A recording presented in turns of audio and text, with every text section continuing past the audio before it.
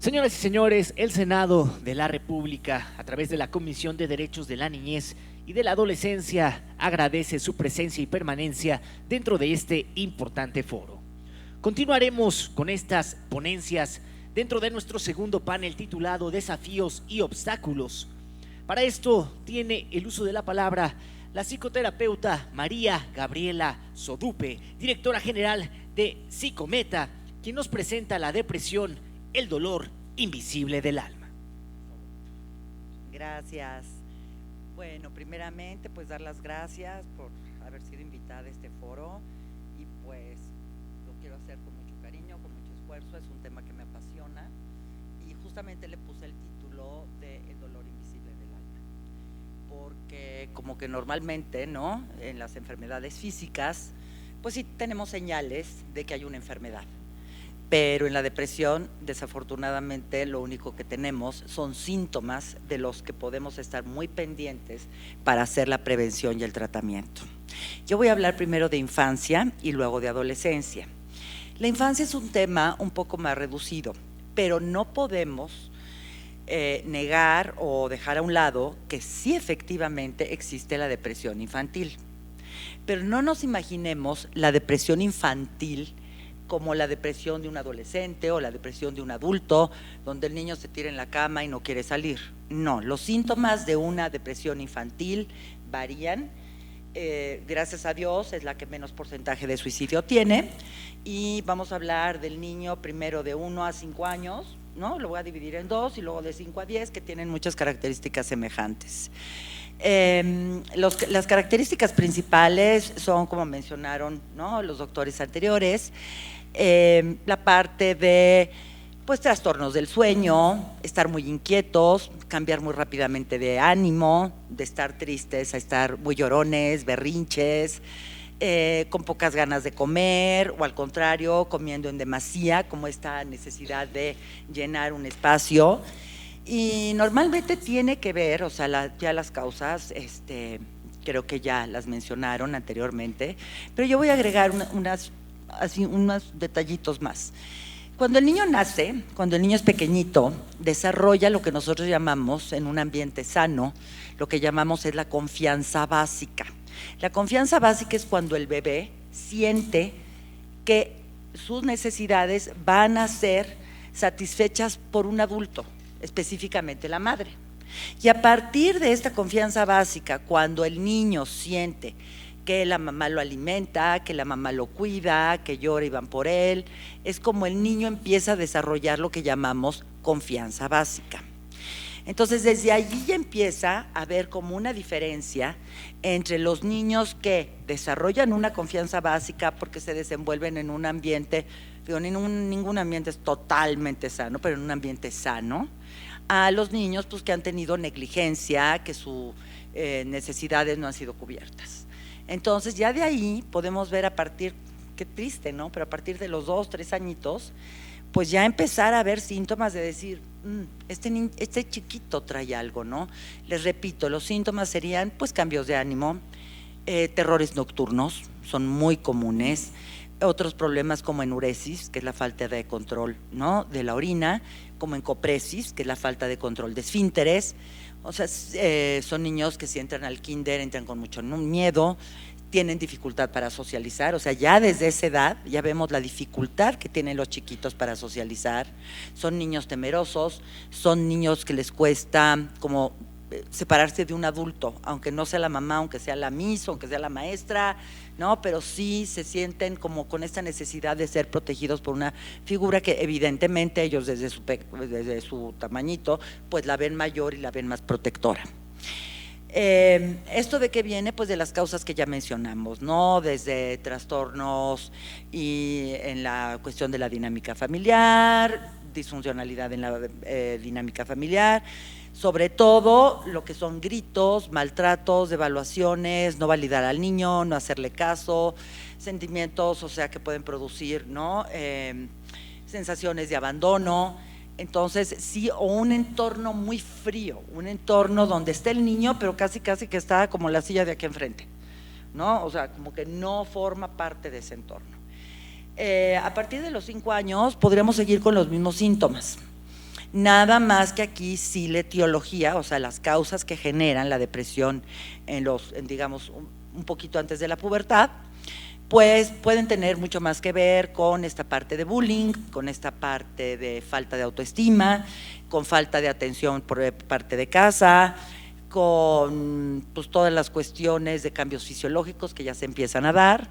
Y hay una causa importantísima para que a esa edad veamos síntomas de depresión en los niños. La primera puede ser pues la cuestión agresiva dentro de la casa, y la segunda, que más o menos están parejas, sería la parte de bullying y de como esta falta de seguridad, y sobre todo de abuso infantil.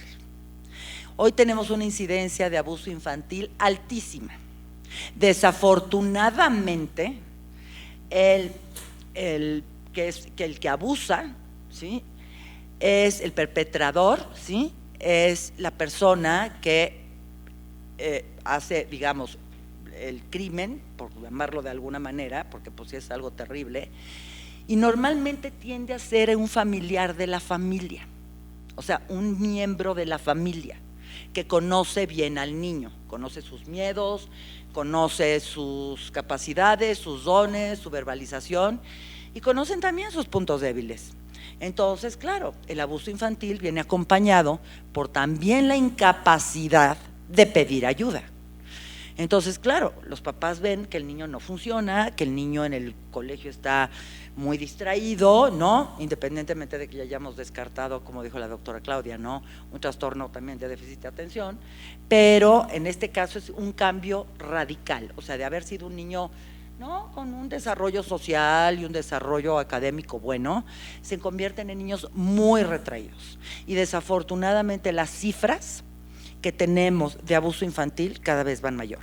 Pero el problema es que el INEGI no lo puede registrar por una simple y sencilla razón, porque no se levantan demandas, no se acusa.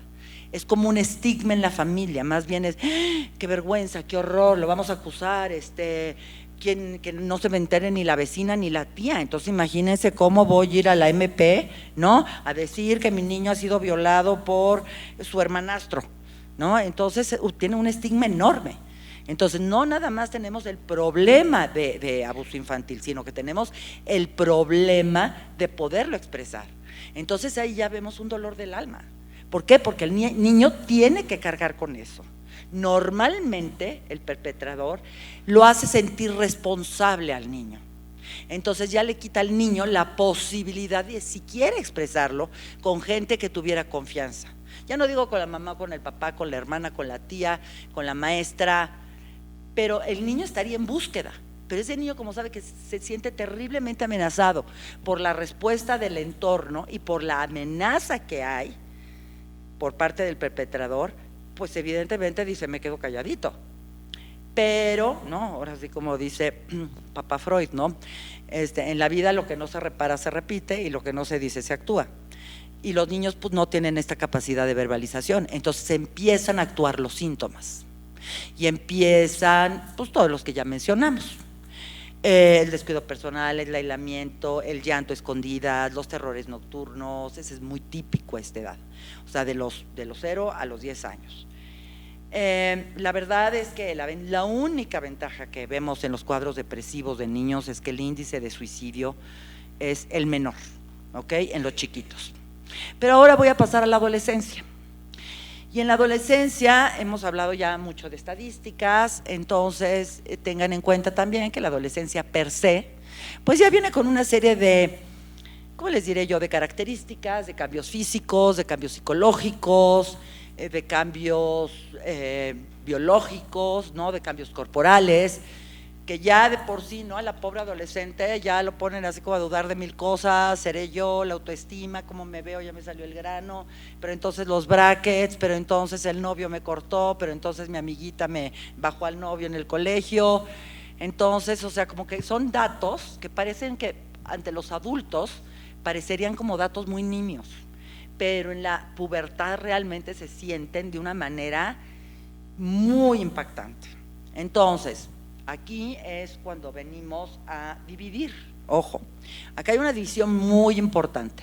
No es lo mismo una depresión que un duelo o que un estado de tristeza o de melancolía.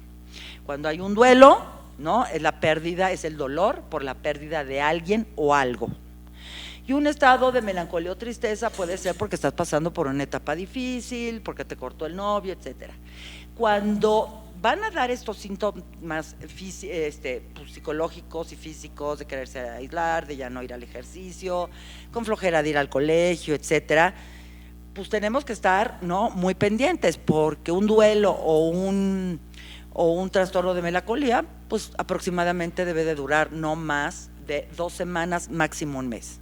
Si vemos que ya el adolescente presenta estos síntomas de aislamiento, de mucho apetito, de falta de apetito, y aquí ya entramos, ¿no?, a factores como, pues hay 2 factores que son sumamente peligrosos, pero que a la vez nos dan una señal de que ese adolescente está en una depresión. Uno va a ser primero los trastornos alimenticios, calladito, pero pues ahí están. Y por trastornos alimenticios me refiero a obesidad, anorexia, a bulimia y atracones. Atracones son los nuevos, donde ya no tienen que devolver el estómago, sino por la cantidad de comida naturalmente lo devuelven. Y otro síntoma importantísimo, que los papás están pasando por alto y los maestros también, y aquí tenemos que hacer algo, que son 2 síntomas. El cutting, antes ni siquiera se conocía como tal, ni siquiera hay una palabra en español que sea, ¿no?, la traducción literaria de lo que es el cutting. El cutting es cuando el adolescente intercambia el dolor emocional por el dolor físico. Prefiere sufrir las cortadas ¿no?, que duelen físicamente, lo hacen con navajas o con cuchillitos o, ¿no?, con muchos objetos, y el problema es que nunca lo hacen en lugares visibles. Normalmente son en los brazos y en los muslos, ¿ok? Entonces, claro, vemos que los chavos llegan al colegio pues de manga larga y con pantalones, pues no nos preocupamos. Y además en el cutting tenemos otra desventaja enorme, que es el hecho de que hay mucha influencia, entre ellos se enseñan el cutting. O sea, necesitan, digamos, como una guía, no es que un niño despierte y me voy a hacer el cutting, no. Normalmente hay un movimiento en el colegio, una amiga que te aconseje, un amigo que te diga, se siente padrísimo, porque entonces te olvidas de que tus papás se divorciaron y de los gritos en tu casa, que es el cutting, y entonces empiezan a sentir placer. ¿Por qué? Porque están intercambiando el dolor emocional que no pueden manejar con el dolor físico, y prefieren el dolor físico. Esto es así como en resumen. Me hubiera encantado tener más tiempo, pero somos un foro enorme. Pero pues espero que esto sea de utilidad para ustedes, de utilidad para todos los que estamos encargados de la salud mental de los niños, los padres, los abuelos, los familiares. Hay muchas señales que nos dan, tanto niños como adolescentes, para decir, levantar la mano y decir, estoy en una depresión, ¿ok? Pero el problema es que no se verbaliza, es un dolor que se lleva dentro en el alma. Eso es todo. Gracias.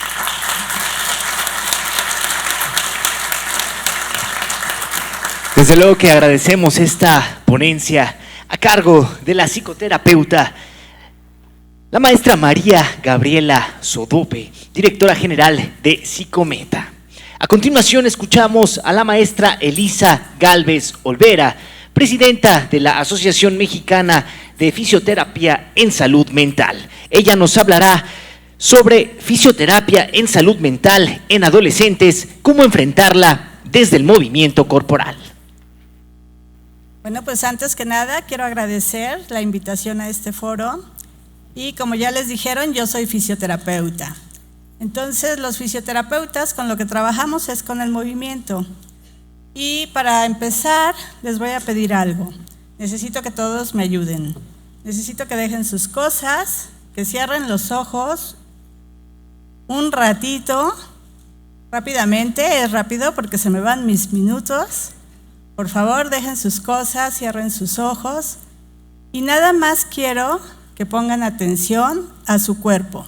En este momento, vean cómo están.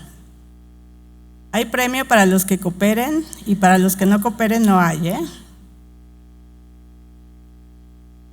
Entonces, vean nada más, hagan un rápido escáner por su cuerpo, de arriba hacia abajo, y nada más vean cómo están. Les voy a hacer una pregunta, abran los ojos, y quiero que me contesten, nada más hay 2 respuestas, bueno, 3 respuestas, pero quiero que contesten todos al mismo tiempo. ¿Su energía está baja, media o alta? Cuando yo diga 3, todos gritan como esté su energía, baja, media o alta. 1, 2, 3. Ok, a ver, otra vez, los de baja, digan baja. Los de media. Los de alta. Muy buena energía. No era lo que yo veía desde ahí, pero me sorprenden. Bueno, voy a empezar. ¿Me pasan la siguiente, por favor? Como ya les dijeron, yo voy a hablar sobre fisioterapia en salud mental. Algunas cosas ya las dijeron, así que si repito un poco, lo siento, pero ¿qué pasa cuando los niños llegan a suicidarse? ¿Por qué los niños se suicidan? ¿Qué lleva a los niños o a los adolescentes a suicidarse? Normalmente lo que pasa es que ha habido mucha agresión. Se dice que el adolescente, el suicidio en la niñez es la voz del niño agredido. Entonces, hay una pregunta si es el último eslabón después de muchas violaciones a sus derechos humanos. ¿Cuáles son los derechos de los niños? Los derechos a jugar, el derecho a la educación, el derecho a tener unos padres que lo cuiden. ¿Cuántas de esas cosas ya nos dijeron? Abuso sexual en México, tenemos un vergonzoso primer lugar, abuso sexual infantil, embarazos adolescentes. ¿Qué pasa con nuestros niños? ¿Qué pasa con la sociedad? Sabemos que el suicidio en la niñez y en la adolescencia se ha convertido en un problema de salud pública. La siguiente, por favor. ¿Y qué pasa en la adolescencia? También ya lo dijeron. La adolescencia es una etapa de muchos cambios, de cambios físicos, de cambios psicológicos, de identidad. Entonces, ¿qué pasa con los adolescentes? Por un lado, hay una gran necesidad de autonomía. Los niños o los adolescentes necesitan reafirmarse, pero al mismo tiempo necesitan límites claros. ¿Quién pone esos límites? Los papás, los maestros, la sociedad. Entonces, ahí preguntémonos qué pasa con los límites, los que tenemos hijos, los que somos papás, los que somos maestros. ¿Qué pasa también en esta etapa cuando se empiezan a cuestionar los valores? ¿Qué les hemos modelado? ¿Qué modelamos como sociedad? Porque hablamos mucho de los derechos de los niños, hablamos mucho de cómo tendríamos que cuidarlos, pero ¿de veras los hemos cuidado? ¿De veras los que somos papás cuando estamos con nuestros hijos, estamos con ellos? ¿O estamos en el teléfono celular, estamos viendo la televisión, los conectamos a un videojuego? ¿Cómo es nuestro estar? Ahí lo que les hemos modelado, ¿cómo podemos pedirles cosas diferentes de lo que les hemos enseñado? También es una etapa donde empieza a haber muchos pensamientos existenciales. ¿Qué voy a hacer? ¿Qué voy a estudiar? ¿A qué me voy a dedicar? Muy pocos niños pueden tener acceso a la universidad y de estos pocos, también muy pocos terminan. Entonces, por un lado les exigimos mucho y por otro lado, ¿qué tanto estamos ofreciendo? ¿Qué tanto estamos cubriendo sus necesidades? Y también es un momento donde hay la necesidad de pertenecer a un grupo. ¿A qué grupos pertenecen nuestros hijos o nuestros adolescentes? Porque muchas veces es en esos grupos donde los perdemos. Muchas veces es en esos grupos, como ya lo dijo ahorita la ponente, es donde los niños aprenden a cortarse, es donde los niños empiezan con adicciones, es donde empiezan vida sexual, embarazo adolescente en México, muy frecuente. Estamos también en la estadística mundial, en el segundo lugar en todo el mundo. La siguiente, por favor. Entonces, el problema lo tenemos bien identificado, ya se dijo mucho. ¿Qué pasa con los niños y con los adolescentes? hay maltrato físico, hay maltrato psicológico, hay abuso sexual. Esto lleva a mucha desesperanza, hay mucho dolor emocional. Esto también condiciona fracaso académico, muchas veces, embarazo. Hay mucha soledad y en esta edad, en la adolescencia, es cuando inician muchas enfermedades mentales. ¿Qué pasa con esos niños? ¿De veras venían genéticamente predispuestos o dentro de lo que vivieron empezaron a desarrollar una patología?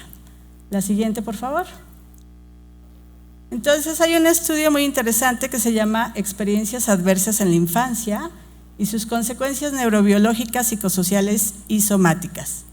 En este estudio lo que vieron es que el cerebro de los niños, ya lo mencionaba antes una ponente, el cerebro está en desarrollo. Cuando los niños viven con mucho estrés, hay cambios estructurales en el hipotálamo, en la corteza cingulada anterior y en la amígdala. ¿Qué pasa con todo ese estrés? ¿Qué pasa con el hipotálamo? ¿Qué pasa con la corteza cingulada? Pues dicho de una manera fácil, que los niños no pueden aprender porque tienen tanto estrés que su atención está puesta en otro lado. Los cambios psicosociales, pues empiezan los trastornos mentales, empiezan los trastornos de personalidad, la personalidad limítrofe, empieza la depresión. Y a nivel del cuerpo, ¿qué pasa con el cuerpo? Pues que muchos niños somatizan. Hay un estudio muy interesante que hicieron con niñas de 15 años, donde lo que vieron es que la mitad de las niñas tenían trastornos, tenían dolor de estómago, dolor de cabeza o lumbalgia. Este es un estudio que se hizo en Suecia, una tesis que hizo una fisioterapeuta, donde lo que ella quería ver era cómo podíamos los fisioterapeutas ayudar a esta población. Después les voy a contar lo que hicieron. Entonces, hay un vínculo claro entre la somatización en la adolescencia.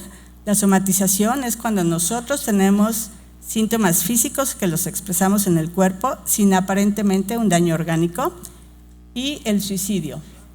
Entonces, hay que estar atentos a la somatización. Muchas veces no es el síndrome premenstrual, no son las hormonas.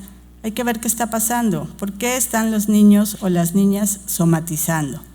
La siguiente, por favor. Entonces, bueno, conocemos bien los obstáculos, hemos estado hablando de eso toda la mañana. ¿Cuáles son? La violencia, el maltrato, el abuso, el acoso escolar, el abandono parental.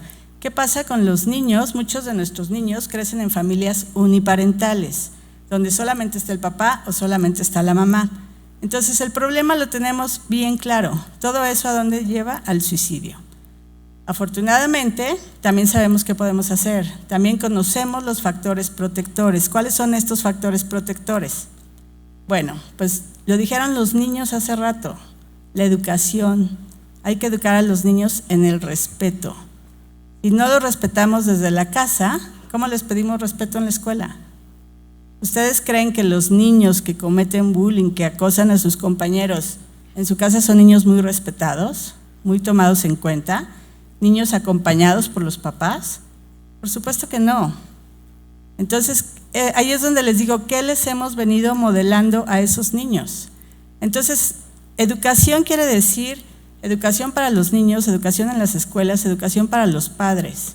¿Por qué? Porque los niños tienen tan internalizada la violencia que creen que es normal.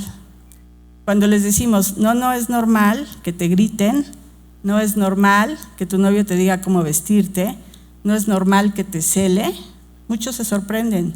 Los que son maestros, pregúntenles a sus alumnos qué es la violencia y qué es normal y qué no es normal. Entonces, desde ahí hay que educar. Después hay que hacer programas preventivos, también ya se ha dicho mucho. Y finalmente, cuando ya identificamos a los sujetos o a las personas, a los individuos que han tenido intento de suicidio, a los que tienen algún tipo de trastorno mental, hay que hacer planes de tratamiento. La siguiente, por favor. Entonces, bueno, ustedes van a decir, ¿y qué tiene que ver esto con la fisioterapia? Bueno, la fisioterapia en salud mental es una especialidad de la fisioterapia. Y los fisioterapeutas a lo que nos dedicamos es a trabajar con el cuerpo, a trabajar la relación que existe entre la mente y el cuerpo. Está demostrado y hay mucha literatura disponible de los efectos del movimiento, de los efectos del ejercicio, de la danzaterapia, de las técnicas de meditación, del mindfulness en el cuerpo. O sea, como lo dije hace rato, conocemos todo el camino que lleva a la enfermedad. Y hay algo muy simple, por medio del movimiento y por medio de técnicas como el mindfulness podemos regresar ese camino. Entonces, así como sabemos el problema, también sabemos qué podemos hacer para cambiar esto. La siguiente, por favor. Bueno, los fisioterapeutas, como ya se los dije, somos expertos en el cuerpo, somos expertos en el movimiento y está demostrado que el ejercicio, o sea, los hábitos que nosotros tenemos a lo largo de nuestra vida, los adquirimos muchas veces desde que éramos niños.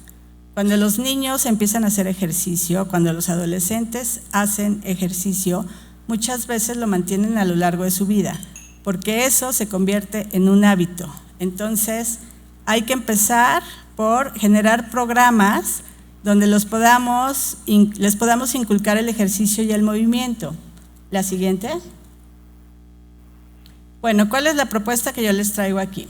Conocemos el problema. Tenemos un problema de salud mental, como le quieran llamar, abuso sexual, violencia, etc. Sabemos que la atención de la salud mental está rezagada en México. Hay muy poco presupuesto para la salud mental. Sin embargo, ¿qué es lo mejor que tenemos los mexicanos? ¿Quién me puede decir qué es lo mejor que tenemos, compañero? ¿Qué es lo mejor que hay en México?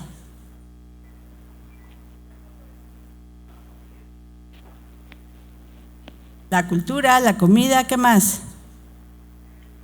La creatividad, ¿qué más? El ingenio, la actitud, ¿qué más? El sentido del humor. Bueno, entre lo mejor que tenemos en México está su gente. ¿Cómo nadie dijo su gente? Bueno, ¿qué podemos hacer? ¿Cuántas delegaciones hay en México? ¿Alguien sabe? Alcaldías, perdón.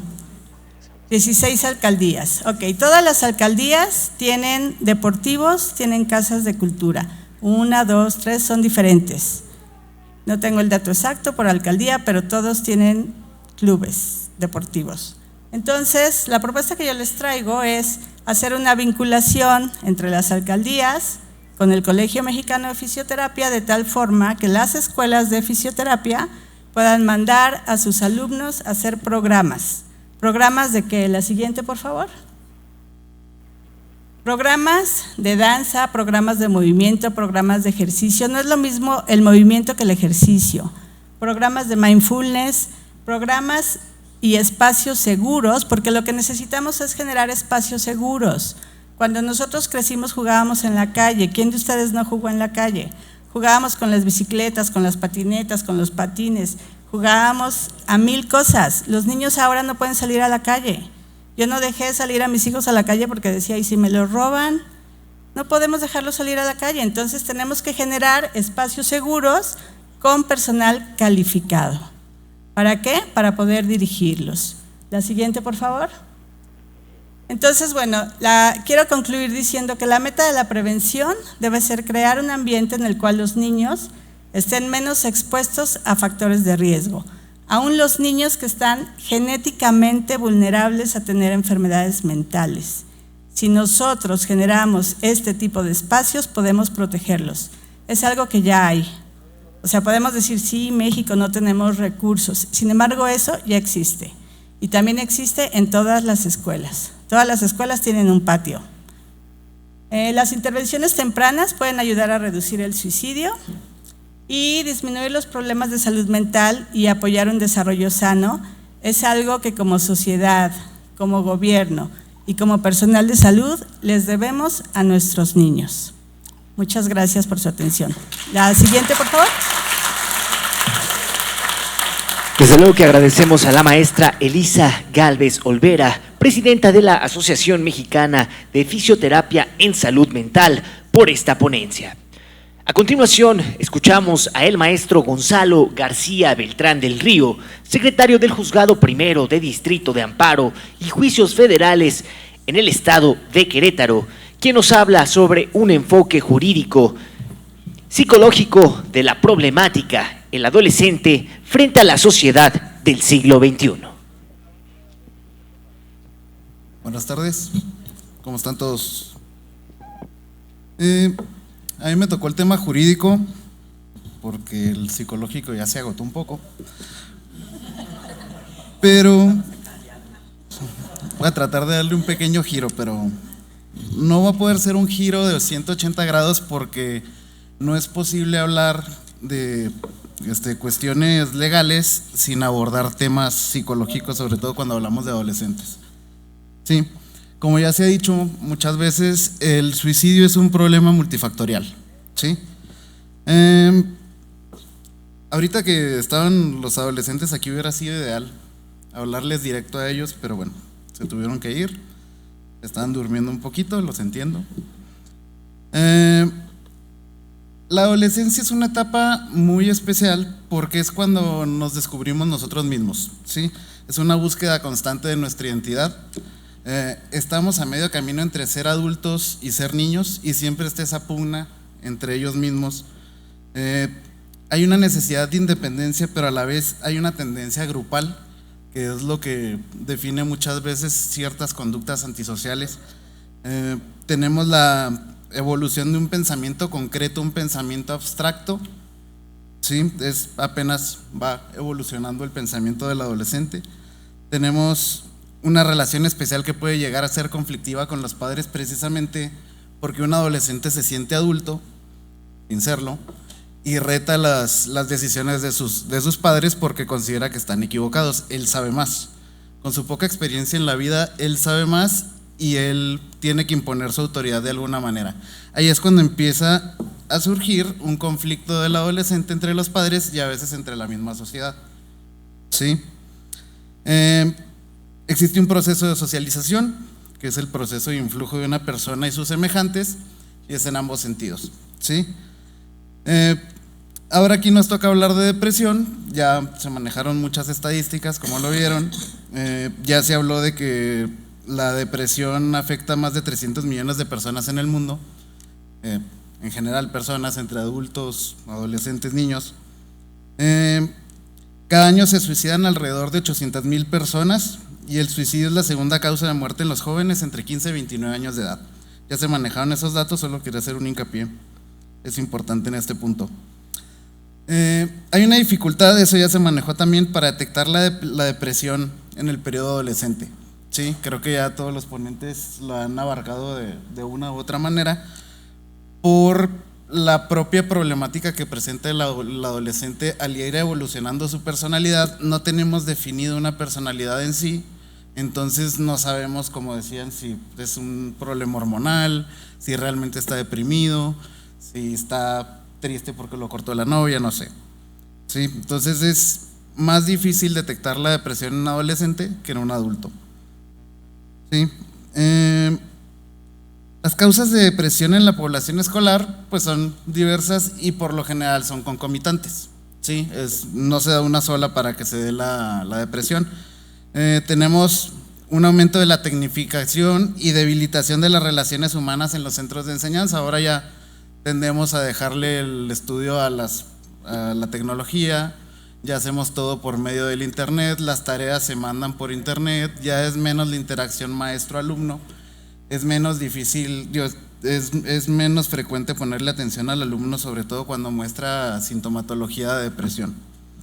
Ya hay mucha más facilidad para conseguir drogas, eso no es un secreto, en todas partes y a edades desde los 12, 13 años es muy sencillo conseguir drogas. Una inadecuada política educativa intercultural, debilitación de la institución familiar, esta se viene dando con la degradación del tejido social desde hace mucho tiempo. Deterioro de la comunicación y las relaciones escolares, ¿sí? Y tenemos otros factores que no se han abordado mucho, pero tenemos vínculos entre la alimentación y el riesgo de padecer depresión. Hay alimentos que son depresores que obviamente, aunado a otros factores, hacen que un adolescente pueda caer en depresión mucho más fácil. Nuestra dieta occidental está cargada de azúcares, ácidos grasos, omega 6, carecen de omega 3, por tanto facilitan que el adolescente entre en depresión porque los papás no vigilamos lo que consumen nuestros adolescentes. Consumen cantidades increíbles de azúcar se le llama la muerte blanca, un término un poquito dramático, pero así se le llama. Y son el tipo de factores, o sea, que combinados pueden llegar a dar la depresión. Ahora, uno de los signos que nos hacen notar que un adolescente está en depresión muchas veces son las conductas delictivas, ¿sí?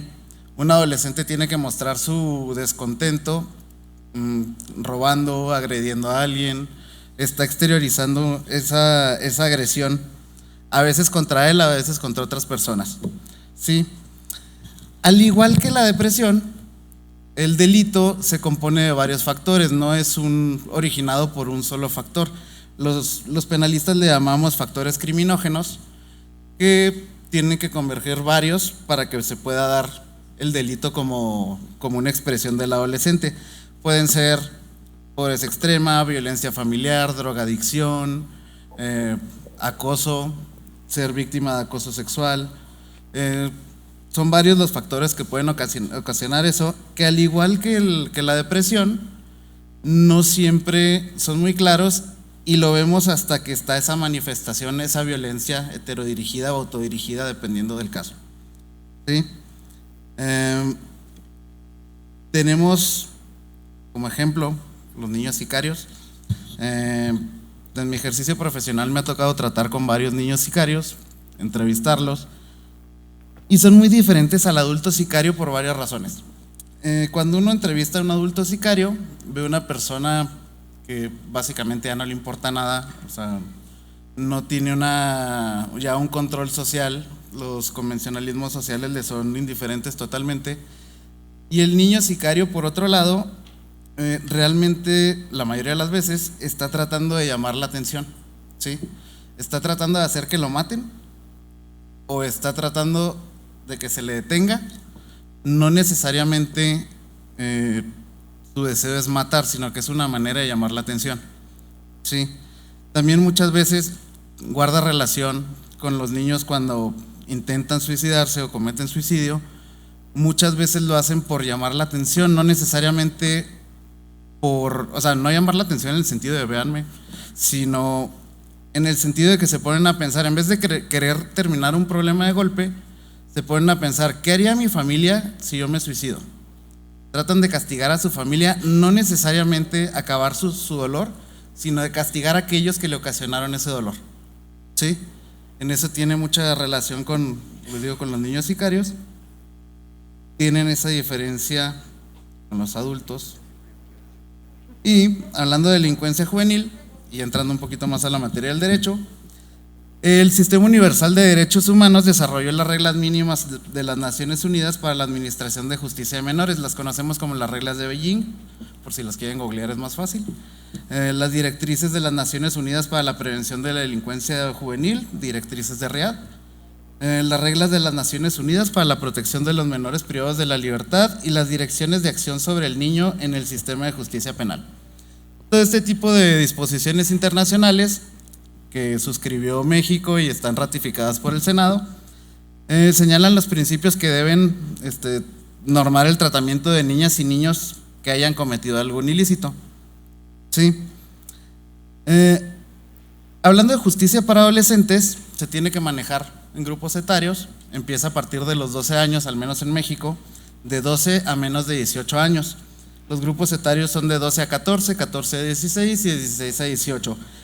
Esto nos presenta un pequeño problema porque el nivel de desarrollo de un niño y las capacidades que puede desplegar en un momento determinado dependen de varios factores, no únicamente por la edad, ¿sí?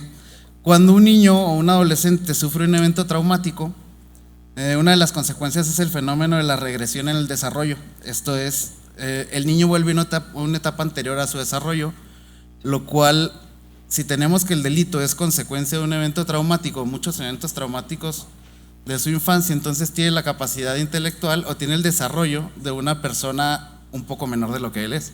Entonces, para encontrar su tratamiento, pues debemos primero identificar ese tipo de traumas que pudo haber sufrido y luego ya tratar de proporcionarle un tratamiento acorde a su edad y acorde a su edad intelectual.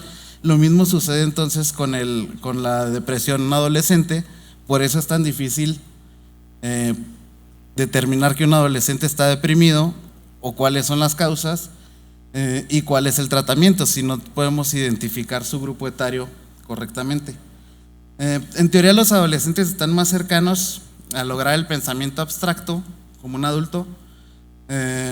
Esto es hipotético deductivo, pero muchos estudios afirman que las personas acceden a este tipo de pensamiento después de los 23 años, sobre todo cuando se encuentran en niveles de angustia o victimización.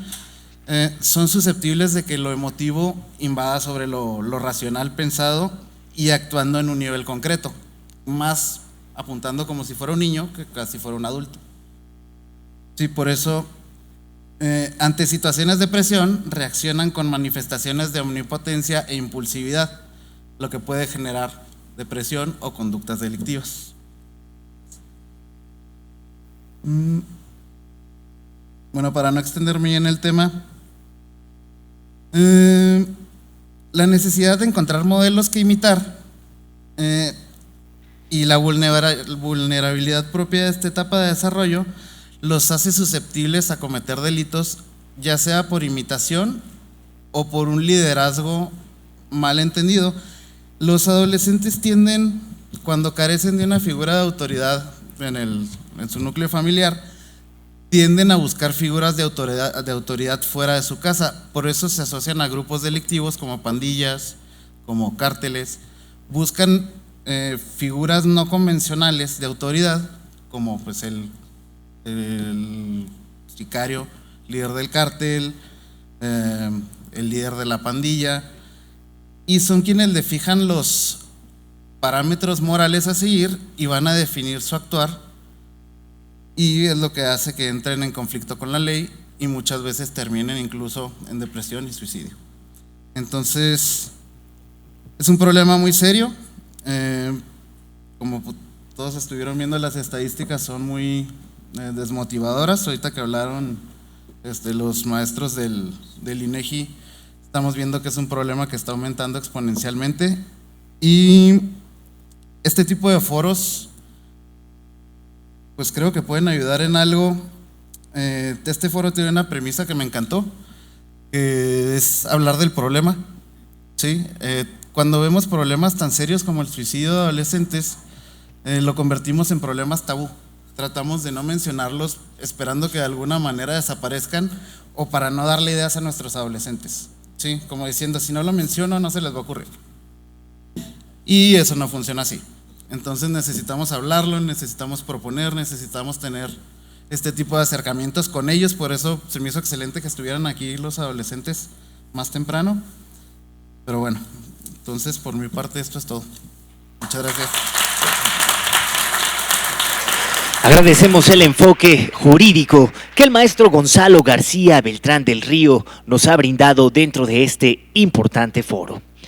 A continuación, señoras y señores, escucharemos a la maestra Andrea Alonso, subdirectora de la Fundación Mexicana de Lucha contra la Depresión, quien nos presenta el uso de tecnologías, obstáculo o puente hacia los más jóvenes.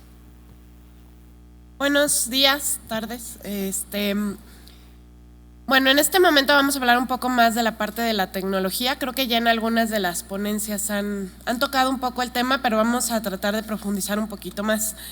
¿Por qué? Porque finalmente es lo que hoy es el medio de comunicación de los jóvenes y de los niños, que desde muy pequeños ya saben usar la tablet, el teléfono celular, están como muy conectados, y pues la realidad es que la tecnología en sí no es algo malo, no es algo negativo.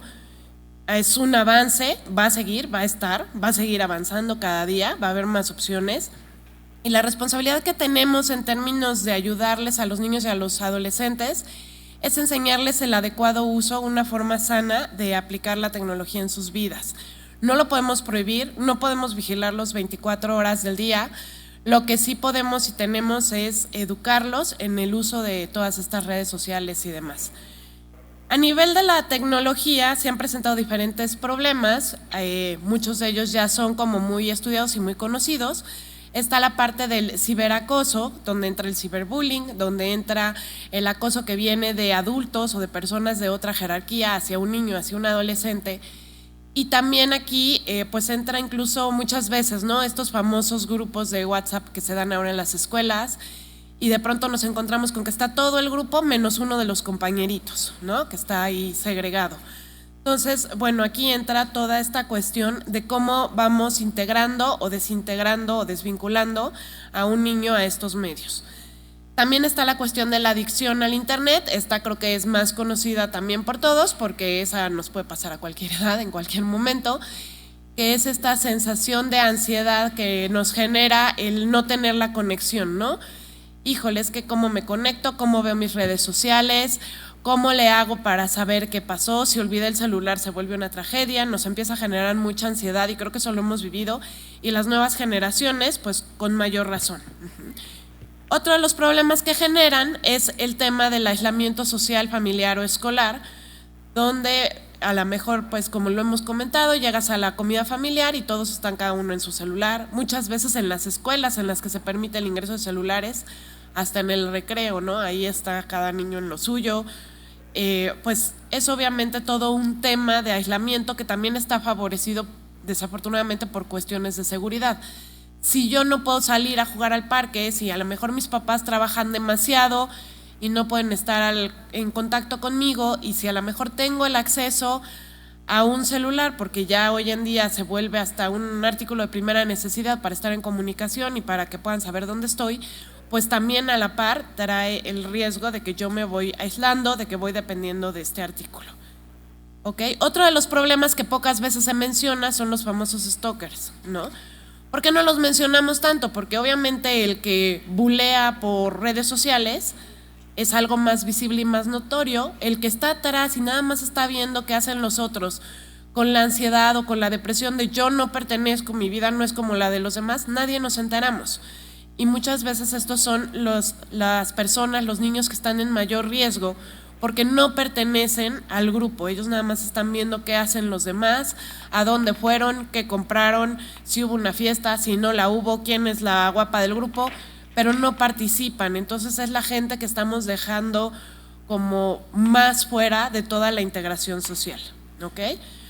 Ahora bien, parte importantísima de lo que está pasando a nivel tecnológico es que aquí las heridas no son, uy, tuve un problema como era antes, tuve un problema con un compañero, con un amigo, pues sí, me la paso muy mal ese día, me la paso muy mal tal vez durante las siguientes 2 semanas hasta que hay un nuevo chisme en la escuela, pero pasé de moda y se acabó. No, aquí la información está ahí y es atemporal. Entonces, algo que ya se compartió en redes sociales, en internet, yo ya no tengo la posibilidad de tener el control y de desaparecerlo. Entonces, a lo mejor ya, según esto, superé esta crisis, pero no sabemos en qué momento esta información va a volver a salir, va a volver a circular, va a llegar a alguien más, y por lo tanto pues me va a volver a revictimizar, que es uno de los problemas muy fuertes cuando hablamos de todos estos temas. Obviamente todo esto que va a causar muchos problemas en este grupo de edad, ¿no? Niños, adolescentes, que son los que están hoy en día más expuestos a todo este tipo de situaciones. También aquí nos hemos enfrentado a otro problema súper importante. Al ser una cuestión indirecta, pues nos vamos desensibilizando. ¿A qué me refiero? O sea, si yo voy y molesto al de enfrente, me doy cuenta que se sintió mal y a lo mejor en algún momento digo, no, pues, híjole, ya me sentí mal por la carita que me puso, porque lloró, porque los demás compañeros me vieron feo, por lo que sea, pero aquí no tengo el contacto directo con la persona. Entonces nos vamos desensibilizando. ¿Por qué? Pues porque yo hago el comentario, yo subí o compartí la foto, ya se perdió, quién sabe quién más la tiene, yo solo le puse like cuando se estaban burlando de fulanito, y entonces pues obviamente ya no estoy en contacto directo con el dolor que estoy generando. Obviamente es más sencillo seguir repitiendo todo este tipo de conductas. Aquí quisiera que nos centremos en pensar que hay tres componentes en todo lo que tiene que ver con la tecnología. Uno es la víctima, que evidentemente es el que está sufriendo este acoso, esta agresión, este abuso, ¿no? Porque pues también nos enfrentamos a temas hasta de pornografía infantil, etcétera.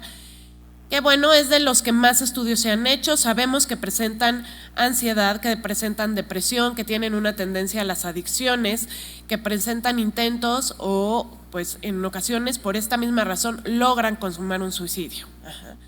Pero también está el perpetrador, que no es solo el malo de la historia. Esta persona, pues como ya lo decía alguien hace un momento, está siendo mala pues por algo, ¿no? Y es una persona que posiblemente tenga un problema de autocontrol, que posiblemente presente conductas antisociales, es decir, falta de empatía, no me conecto con los sentimientos del otro, empiezo a perder esta capacidad de sentir culpa y cada vez le puedo subir más. Ajá, porque aparte, generalmente este tipo de conductas se hacen en un contexto masivo, entonces pues soy uno más que se pierde ahí en el universo de quienes están molestando a determinada persona. También en el caso de estos victimarios, que de por sí ya es feo pensar en un victimario cuando estamos hablando de niños y adolescentes, se da otra situación. Es muy difícil de identificarlos en ocasiones, ¿no? Se va perdiendo y entonces no lo puedo ayudar. Cuando nosotros íbamos a la escuela era muy fácil, tú le hacías algo a alguien, la maestra te llamaba a la dirección y pues sí, aparte de que seguramente te sancionaban, llamaban a tus papás, te mandaban al psicólogo, algo había en el que quedaba muy claro, este niño está molestando a los demás por alguna razón. Ajá. Pero aquí no queda claro, entonces ¿cómo los ayudamos? ¿Cómo podemos ayudar a estas personitas que aparte no van a decir, yo mamá, yo fui el buleador? Y pues no, porque saben que obviamente va a haber una consecuencia que es negativa. Ajá. El tercer factor, aparte de la víctima y el victimario, es el contexto, y creo que esto es lo más importante. Tenemos que asumir que hoy en día este es un contexto que se ha vuelto ya real para los niños y los adolescentes. Entonces, en todo lo que es redes sociales, internet, todas las aplicaciones, etcétera, va a haber lo mismo que hay en el mundo real. Va a haber factores de riesgo, va a haber redes de apoyo o redes de destrucción. Va a haber la posibilidad de que se cometan delitos. Ajá. Va a haber todo lo mismo que vivimos en el día a día fuera de las redes sociales y de internet. Y eso ya es algo normalizado, ¿no? Ya nadie dice, ¿cómo fulanito está en redes sociales y tiene 11 años? Desafortunadamente, aunque sabemos que está ahí el aviso legal de no es apto para menores de 18 años y que el papá autorice. No, los niños saben usarlo mucho mejor que los papás, se meten, crean sus cuentas, hacen, deshacen, y esto ya es una realidad y es el contexto en el que se está dando hoy en día la psicopatología a nivel de adolescentes y también de niños porque cada vez va bajando la edad. Otra cuestión que es bien importante que tomemos en cuenta es que se está dando cada vez más el tema de la autoexposición, es decir, ahorita hablábamos de la triada, ¿no? Víctima, victimario, contexto. Pero a veces resulta que la víctima, entre comillas, es el mismo que el victimario. Es decir, yo por una necesidad de pertenecer, de aceptación, me tomo una foto y la mando a mis amigos para que digan, sí, pues mira, compartió esta foto y a veces son fotos con contenido sexual. O subí el video que quiero que tenga muchísimos likes y quiero tener muchos seguidores y entonces hago cosas chistosas o hago el reto que es peligrosísimo, pero yo lo hago porque pues hay que cumplir con el deber ser del grupo de pares. Ajá. O puedo incluso, hay gente que comparte fotos cuando se están cortando, cuando se están lastimando. Ajá. Entonces esta parte de la autoexposición es bien, bien importante porque nos está hablando de una incapacidad para el autocuidado. Y si un niño o un adolescente no puede cuidar lo que comparte en una red social, no va a poder cuidar tampoco lo que hace en el día a día. Entonces la posibilidad de que esta persona caiga en conductas de riesgo sexuales, adicciones, el tema del intento de suicidio, ponerse en lugares de alta delincuencia, etcétera, etcétera, es altísimo, porque lo que no puede es cuidarse desde un principio. Ok, hoy en día afortunadamente se está dando más importancia a estos padecimientos. De hecho, en la última edición del DSM, que ahora es el 5, Manual Diagnóstico y Estadístico de Enfermedades Mentales, ahí ya se incluye una categoría que es el desorden del juego a través de internet. Y esto surge porque ya no es nada más la adicción al juego, la ludopatía normal, no, ya aquí hay ciertas características. Por ejemplo, se prefiere un participante, un compañero de juego, que esté en línea, no real, ¿no? No mi amiguito que vino a jugar a mi casa, no, prefiero estar en línea, y si el amigo puede ser de otro país muy, muy lejano, mejor, porque está más cool. Ajá. Genera también tolerancia, cada vez necesito estar más tiempo conectada, jugando, porque pues al principio es mamá, me das permiso de estar 1 hora, y luego es el drama porque quiero estar 1:30 y luego 2, y si puedo pues engañar a mi mamá y quedarme toda la noche, que mejor. Está la cuestión de la abstinencia, ¿no? Es uno de los típicos castigos de los papás hoy en día. Si no haces esto, te quito el celular, te quito redes sociales, te quito la computadora, te quito el videojuego. Y genera abstinencia. Los niños de verdad se ponen mal, ¿no? Como si se fueran a perder de algo muy grave o muy importante que va a pasar, y eso los fuera a dejar como lejos del mundo.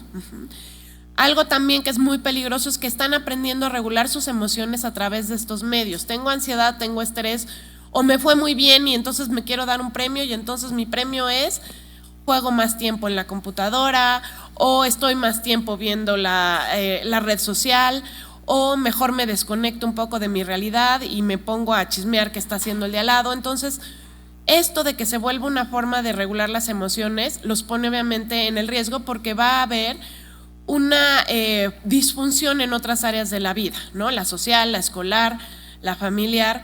Yo ya voy a tener menos intervención, menos interacción en estas áreas, porque prefiero este otro medio que está satisfaciendo mis necesidades.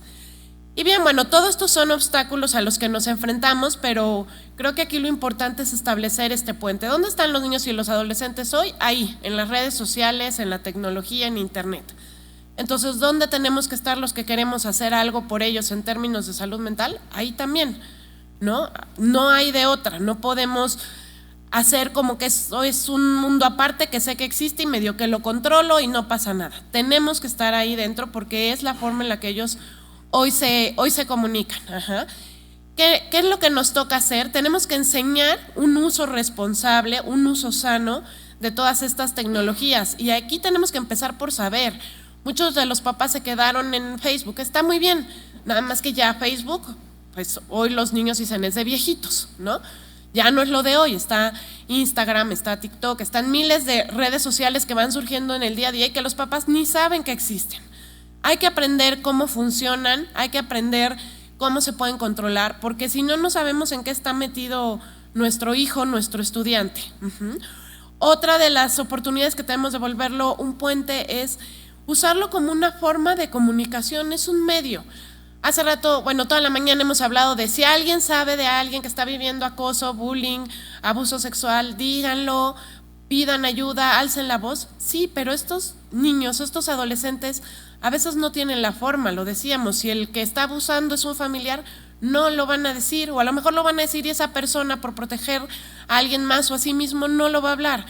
Entonces, ¿qué es lo que ellos pueden hacer? Pueden hacer una llamada, pueden usar una red social y pedir ayuda. Vamos a poner ahí las estrategias con gente especializada, con profesionales que puedan ser ese primer contacto. Claro, después habrá que tomar en cuenta otras cuestiones por asuntos legales y demás, pero que el niño que tiene este celular nos llame, nos mande un WhatsApp y de ahí se empiece a dar el apoyo.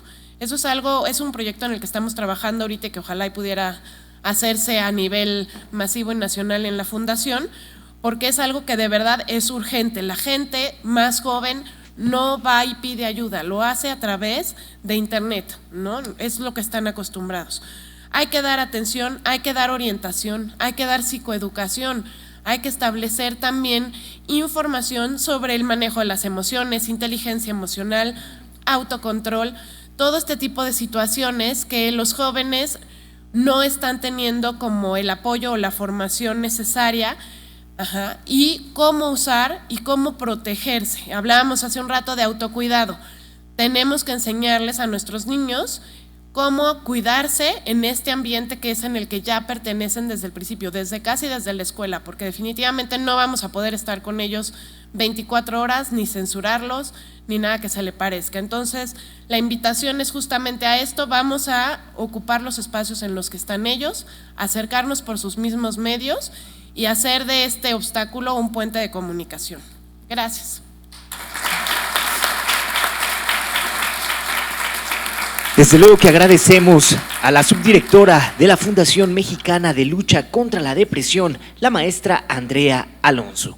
A continuación escuchamos al director de esta importante Fundación Mexicana de Lucha contra la Depresión, el doctor David Trejo, quien nos habla sobre los centennials ante la ansiedad y la depresión. Hola, ¿qué tal? Buenas tardes. Ya tardes, ¿verdad? Pues bueno, voy a tratar de ser no reiterativo, porque como platicaba en la mañanita con la doctora Jackie, seguramente vamos a tener como varias cosas que ya vamos a repetir. Entonces, hay una cosa que me preocupa mucho de los centennials, que es que cuando establecimos la fundación hace 11 años, la depresión era un problema grave, pero nunca como ahorita. Se ha duplicado en muchísimas cosas. Por ejemplo, en la parte de suicidios, antes, por cada 10 mujeres que lo intentaban, un hombre lo lograba. Ahora es por cada 4 mujeres que lo intentan, un hombre lo logra. Entonces, y ahora son adolescentes. Entonces, ha avanzado muchísimo. Realmente cuando establecimos la fundación no imaginamos que iba a pasar esto. Entonces, estamos súper comprometidos. Por eso Andrea acaba de hablar de que tenemos como varios proyectos para trabajar en línea, porque al parecer tenemos muchísimos recursos, pero entre más recursos tenemos, los adolescentes y los más chiquitos siempre van teniendo como más problemas. Hay un estudio en la Asociación Americana de Psicología que acaban de sacar el año pasado sobre que la generación Z o los centennials tienen muchísimo mayor problema con respecto a la ansiedad.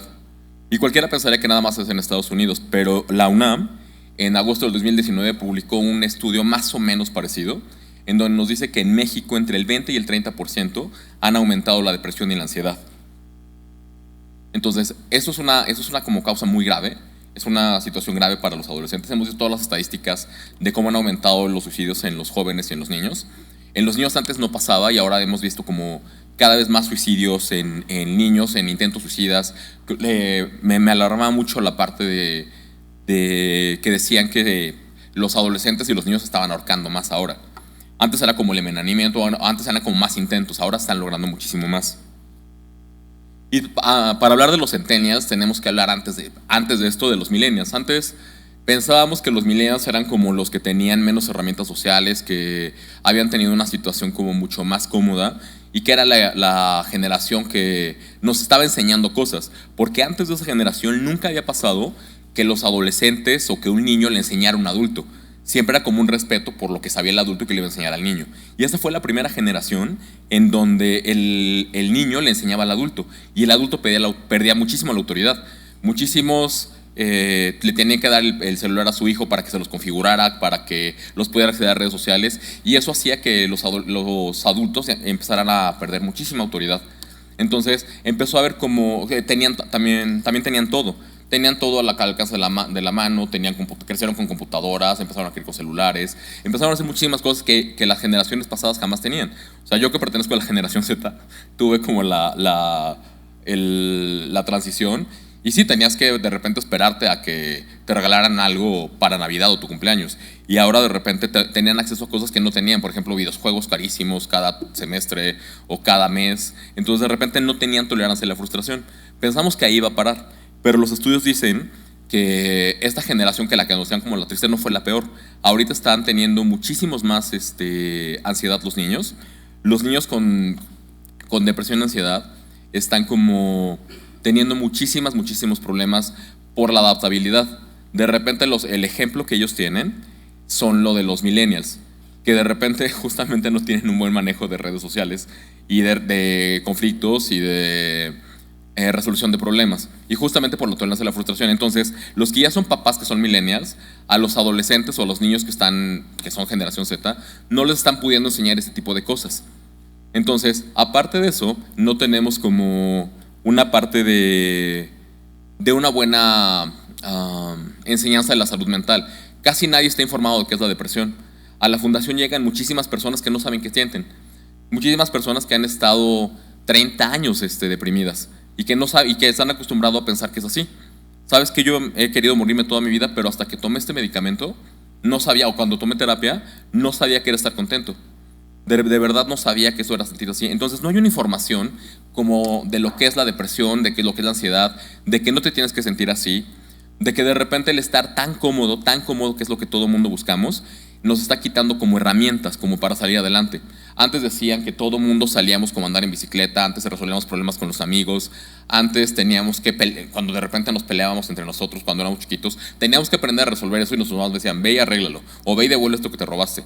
Ahora no hay nada de eso, ahora todo es como manejarse a través de las redes sociales. Ya cuando están en videojuegos ya ni siquiera se juntan en una casa, cada quien está en su casa y están comunicándose como por un micrófono.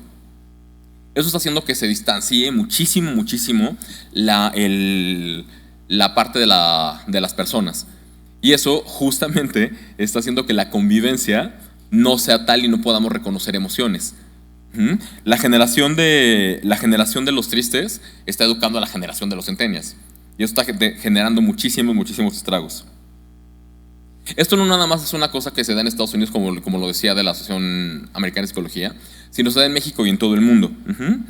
Cada vez esta parte de tener todo más seguido y más accesible nos está quitando tolerancia a la frustración, y la tolerancia a la frustración es una cosa básica para que el ser humano pueda salir adelante. Somos menos tolerantes, como decía, somos inconformistas, somos más inconformes que las generaciones anteriores. Y es por ello que el número de casos de trastornos depresivos y emocionales va cada vez más en aumento, incluso en los más pequeños, que como les decía hace rato, sufren muchísima ansiedad. Las redes sociales, como decía André, como han dicho como todos los que han estado antes de mí, son una cosa que juegan un papel importantísimo, ya que es un tema que al parecer las redes sociales son un intensificador del problema. Muchas personas y muchos niños y adolescentes, que qué lástima que ya se nos fueron todos los que estaban aquí, están basados su satisfacción con la del número de likes que tienen. No conocen una foto sin filtro, no conocen como lo que es tener una vida sin likes. Hay pacientes que tienen fotos diarias, hasta 5 de cómo se ven y los cambios de ropa, y si no tienen suficientes likes se van sintiendo como muy tristes. Esto va, cuando de repente la aceptación depende de un like, es tristísimo, porque lo que están generando es una dependencia de las redes sociales y justamente a la aprobación de otros que ni siquiera conocen.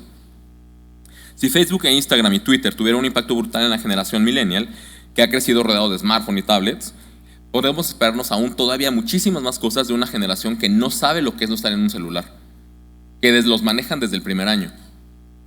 Mi sobrino que tiene 3 años maneja un celular muchísimo mejor que yo, y eso de repente es gravísimo, porque esa generación, como dice Andrea, está en contacto con muchísimas personas que ni siquiera nosotros como adultos podemos controlar que los ven.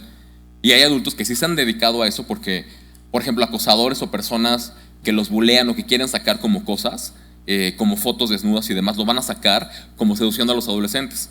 En la fundación tenemos muchísimo problema, por ejemplo, con niñas que de repente han sido engañadas por los puros compañeros de la secundaria, que les han sacado fotos donde están desnudas. Entonces de repente se van corriendo por toda la secundaria o la preparatoria, y eso genera que los niños no quieran ir a la escuela, que las tengan que sacar de la escuela por el bullying que les hace, porque de repente toda la generación tiene las fotos. Esto de repente tenemos que empezar a trabajar en todo esto y enseñarles a aceptar que no siempre podemos tener lo que queremos y que de repente tenemos que hacernos responsables de las consecuencias de nuestros actos. Porque al no haber una tolerancia a la frustración, tampoco hay una parte de responsabilidad. Si de repente yo rompo algo, pues no pasa nada. De repente mamá lo paga. De repente a mí no hay ninguna consecuencia. ¿Sabes qué? Le pegué a un compañero y entonces el compañero tuvo la culpa y entonces yo no me voy a hacer responsable de toda esa parte.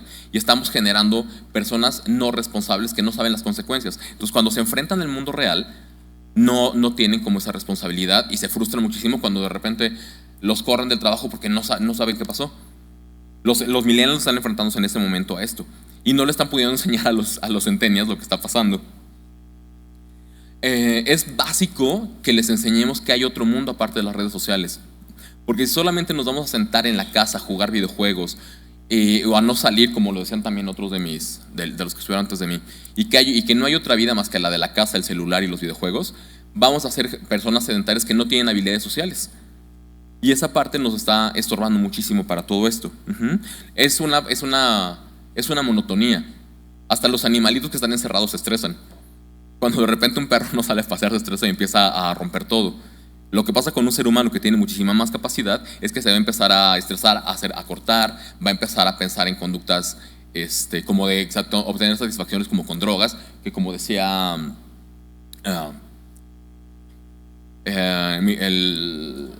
Gonzalo, perdón, las drogas se consiguen súper fácil. Entonces van a decir, ¿sabes qué? Necesito una satisfacción porque llevo una vida muy aburrida. No estoy teniendo satisfacción, todo lo que tengo ya lo conozco, ya acabé todos los videojuegos, ya estoy al lado de mi compañero en redes sociales, pero no me dice nada, entonces quiero sentir alguna satisfacción, y eso es una cosa que ha aumentado el consumo de sustancias. Por eso tenemos que fomentar el que los adolescentes y los niños reconozcan las cosas que les son agradables. Hay cosas que, por ejemplo, andar en bicicleta, muchísimos, qué lástima que se me fueron los niños porque muchísimos no saben ya de eso, no saben lo que es andar en bicicleta. Muchísimos de mis pacientes adolescentes no saben andar en bicicleta y no saben lo que es andar como en la calle con la gente. Muchas veces por la seguridad y por muchísimas cosas, pero eso genera que ahí tengan muchísimo menos herramientas. Tenemos que ayudarles a trabajar la inteligencia emocional, porque al poder reconocer emociones, va a ser mucho más fácil que nos digan, ¿sabes qué? Me siento aburrido, me siento triste, siento que no estoy satisfecho. Y los adultos a partir de ahí podremos hacer algo. Si los niños son capaces de entender y gestionar sus emociones, va a ser mucho más fácil para nosotros poder ayudarlos. Y no nada más que se establezcan con redes sociales de personas que a lo mejor no conocen. Por último y para acabar, en la mañana la diputada Josefina Vázquez Mota nos decía que es importantísima la salud mental. Pero yo creo que justamente, retomando lo que ella dijo, la salud mental puesta como una integración de la parte de los principios de los sistemas de atención básica nos ayudaría muchísimo, porque como de repente para llegar a una buena atención psicológica o psiquiátrica se tardan las estadísticas en 14 años, y por estar estigmatizados, muchísima gente, muchísimos pacientes no quieren tomar medicamento que les ayudaría como los antidepresivos, porque creen que van a generar adicciones, porque los van a ver como locos, porque creen que solamente generan locos, y porque los medios de comunicación no nos han ayudado en eso. Entonces, de repente ir al psiquiatra suena como que ir a que los torturen con electroshocks.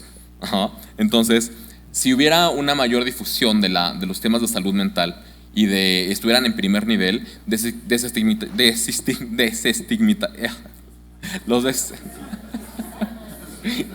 quitaríamos el estigma. Les quitaríamos el estigma y sería mucho más fácil para los adolescentes y para los niños poder acceder a ello y decir, ¿sabes qué? No estoy loco porque estoy yendo al psicólogo, o no estoy loco porque estoy tomando antidepresivos. Eso sería como lo básico.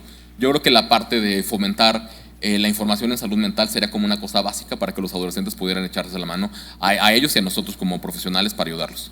Muchísimas gracias.